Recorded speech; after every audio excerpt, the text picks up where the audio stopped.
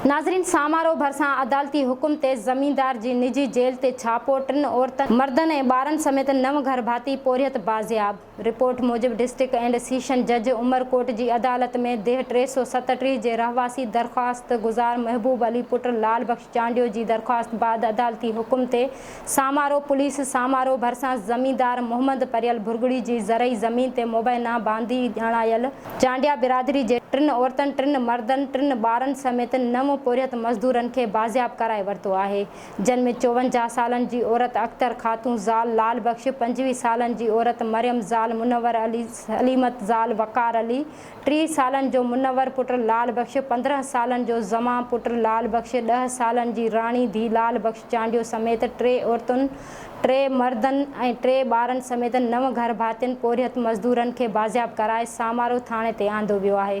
उन मौक़े ते अदालत में दरख़्वास्त गुज़ार महबूब अली चांडियो ऐं बाज़ियाब करायल पोरियतनि मीडिया आॾो दाहींदे इल्ज़ाम हणंदे चयो त 1 साल खां मथे अरसो ज़मींदार मोहम्मद परियल भुरगड़ी वटि संदसि ज़रई ज़मीन ते ज़मीनी पोरियो मज़दूरी कई।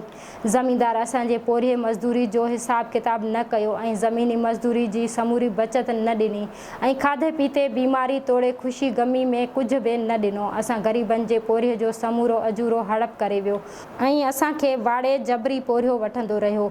लखें रुपया मज़दूरी न ॾिनी। अहिड़ी दरख़्वास्त अदालत में ॾिनी, जंहिं बाद ज़मींदार असां ग़रीबनि जूं ॿकरियूं रिढूं पिणु काहे वियो। असां ग़रीबनि सां ज़मींदार ज़ुल्म ऐं ॾाढ कयो आहे। असांखे पोरिये जे लखें रुपया बचत ऐं चोपायो माल वापसि ॾियारे इंसाफ़ करे तहफ़ुज़ ॾिनो वञे। ॿिए तरफ़ सामारो पुलिस मूजिब बाज़ियाब करायल पोरियतनि खे अॼु डिस्ट्रिक्ट एंड सेशन कोर्ट जी अदालत में पेश कयो वेंदो।